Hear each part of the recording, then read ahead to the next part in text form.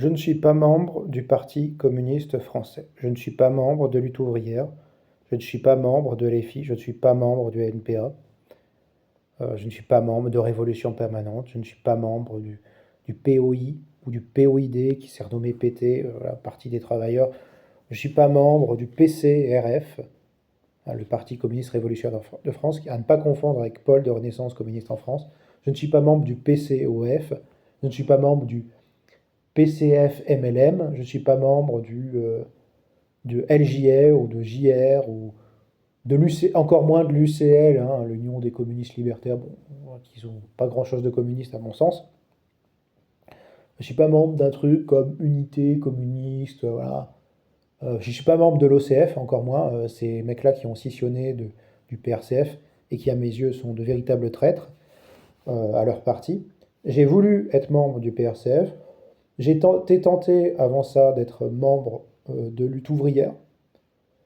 J'ai été intéressé un petit moment par le PC, mais finalement, pour avoir assisté à une de leurs réunions, je me suis dit que quand on est obsédé par le fait que Roussel fasse des barbecues, que ça soit sexiste, j'allais pas tirer grand-chose de ce genre d'expérience, en fait, mis à part de la déception.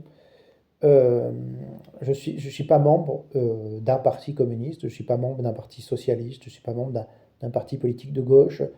Euh, je suis, euh, je suis juste sans parti, un communiste sans parti. J'ai des convictions communistes et pourtant je ne suis pas dans un parti communiste. Voilà, je me suis intéressé à République souveraine, sinon, qui a scissionné de LFI.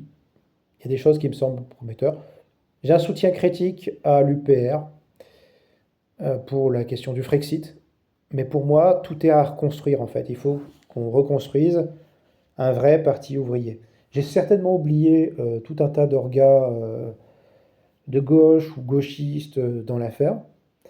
Mais pour ma part, je pense que tout ce il y a à la fois une construction organisationnelle, il y a à la fois à reconstruire une orga, mais avant ça, à reconstruire une pensée communiste en fait.